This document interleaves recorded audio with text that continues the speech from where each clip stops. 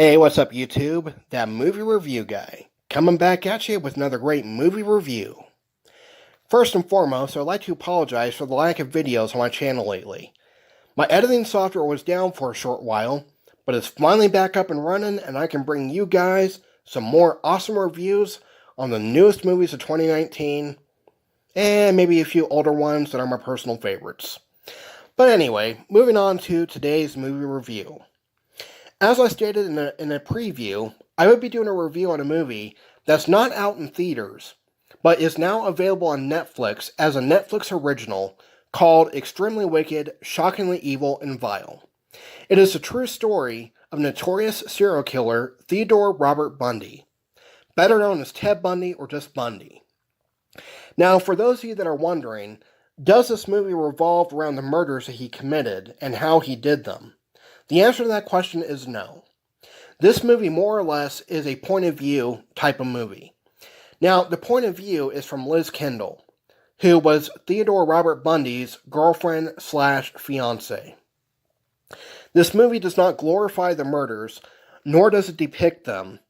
It only shows us a small glimpse of what he did to one of the women in one of the scenes. Now, this movie, like I said, is from the point of view of Liz Kendall, but also from the point of view of Ted Bundy and his court case and how it was televised.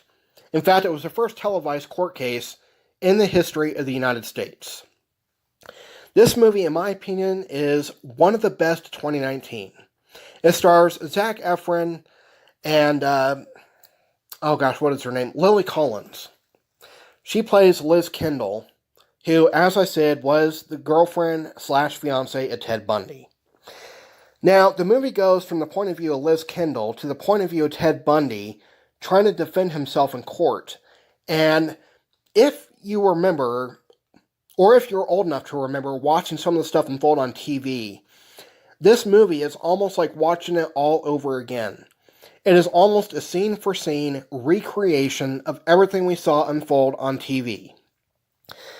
Now, the movie starts out what we saw in the trailer, where she is asking, "Do you remember the night that we met?" From there, the movie starts to play. It shows how Ted and Liz met in a bar and quickly fell in love. They had an almost picture-perfect life together, while Liz didn't know he was living a double life of being a loving father figure to her daughter Molly, to being a loving husband-like figure to her, yet was a monster in a secondary life of his. This movie is probably one of the most accurate portrayals of a true sociopath. A psychopathic murderer.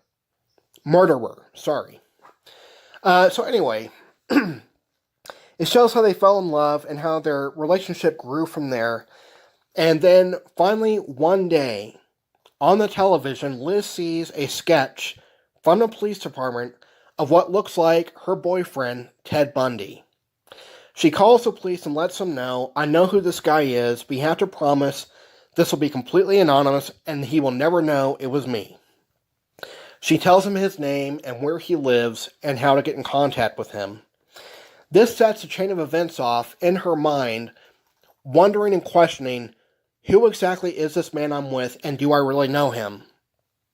Now, the allegations that were brought against him in this particular scene was a kidnapping charge of one of the women that actually was able to escape him, and she gave the police a description of what he looked like, and based on that description, they drew an accurate sketch and released it on television. Now, there was not enough evidence against him in the certain court case for him to go to prison. So he tells Liz, "We're going to forget about this, we're going to move forward, we're going to have a good life together, this whole thing is going to be set behind us." Now, one of my favorite scenes coming up was when Liz tells him, "I would like to get a dog. Molly wants a dog." So they go to the pound to adopt a dog. And now for any of us who are dog lovers, we know a dog can sense a bad person from a mile away. And that's exactly what happens in the scene. As they sit there petting this dog, Ted finally comes up. The dog begins baring its teeth and growling and barking at him and slowly backing away. Now, Ted Bundy had a certain charm and a manipulative type of personality where he gets you to believe his own lies. And that's what he does in this scene with Liz. He tells her, there's something wrong with the dog, not me. But you can tell by the look on her face that there's still some doubt in the back of her mind of wondering, if this dog thinks he's a bad person and doesn't trust him, maybe these allegations against him are true. Now, as they try moving forward with their life, a different police department now has new allegations against him, but this time not on kidnapping, but on murder charges. And there's enough evidence to prove that it was actually him. And this time he goes to prison. And just like in real life, Ted Bundy escaped not only from prison, but also escaped a courthouse. And this movie shows you how he did both. Now, Ted hired an attorney at this point that told him you need to plead guilty so you don't get the death penalty. There's enough evidence stacking up against you that you're not going to get out of this. He fires the attorney and tries to represent himself in court based on the fact that he was a law student and thought he knew more about the law than his attorney did. But obviously he didn't know more. He did not know more than what the attorney did. And that's one of the things that weakened his case and weakened the defense against him, was trying to represent himself. Now, as things are unfolding on television in this court case, Liz goes from bad to worse. First of all, she feels guilt because she's wondering, as well as living in denial, that Ted could do these things. She feels guilty that he's in prison and feels it is somehow her fault that he's in a prison cell, and still wondering, is he really innocent or did he do these things? And Liz begins starting to drink heavy, starting to chain smoke, and another character, I can't remember his name offhand, I'm going to look it up real quick here, played by Haley Joel Osment, which, by the way, was really awesome to see Haley Joel return to acting. His performance is pretty astounding in this movie as well. And his character was a coworker named Jerry. Now, when Jerry comes into Liz's life, he's trying to convince her, you need to let Ted go. You need to forget about this and quit blaming yourself. He's in prison because of what he chose to do. But Liz is still in denial, not wanting to believe that Ted was capable of doing the type of things that are being said against him in court. So the movie goes on to show more and more of the court case growing a case against him, how he's trying to use his manipulative charm to get out of it, how that's not working, and how more and more the true life of Ted Bundy is bringing to light. And the more and more Liz is going into a deep depression, going into more denial, doesn't know how to feel, doesn't know what to do, and just keeps drinking and smoking, trying to cover her feelings.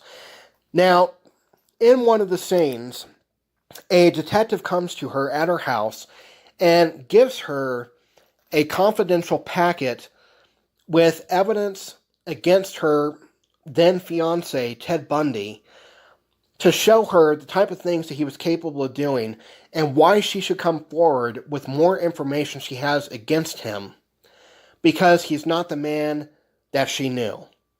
Now, in this packet is crime scene photos, and she is not only shocked but disgusted by what she sees. Now, at this point in the movie, Ted Bundy gets a verdict back that he is guilty of murder. And the movie finally cuts to another scene, back to the beginning, where they're sitting down with each other at the prison cell, or the prison visitation center, rather. And she begins asking him, Ted, do you remember the night we met? And he answers the question, yes, I do. And she tells him, Ted, you're in prison because of me. And he's wondering, well, what do you mean by that, Liz? And she says, Ted, I'm the one that turned you into the police. She tells him, I saw your sketch on TV, and I told them it was you. And I've been living with this guilt for so long, and I feel that you owe it to me to tell me the truth. Did you do these things? And, of course, trying to use his charm and his manipulation to get her to be on his side, he says, oh, honey, I love you. You know I would never do this. You know I wouldn't be capable of doing these things. And she keeps saying, Ted, You owe me the truth. Did you do these things? She pulls out a picture of a decapitated body of a woman, and she says, what happened to her head? He tries convincing her that it was an animal, but she says, Ted, animals don't leave clean precision cuts like that. What happened to her head? Now, on the partition glass window is a little bit of fog generated by his body heat and by his breath. And knowing that she's not going to let up on this until she gets the truth, he writes in the fog the word hacksaw. At this point, she jumps up crying and runs away. She's so overwhelmed with emotion that she falls to the ground just crying, not being able to cope with what she has now found out to be true. So the movie goes to show that Jerry is able to talk her into not drinking anymore, not smoking, not holding this guilt, and finally letting Ted go. Now, the movie shows some actual real footage of the day of his execution. The people that were picketing outside of the execution chamber, the hearse driving off with his body. And it goes on to tell us that Ted Bundy finally confessed to the gruesome murders and gave sick details of what he did. And the very ending scene, the judge is telling him, the things that you've done are extremely wicked, shockingly evil, and vile, but I hold no hard feelings against you, young man, and you would have made an amazing attorney.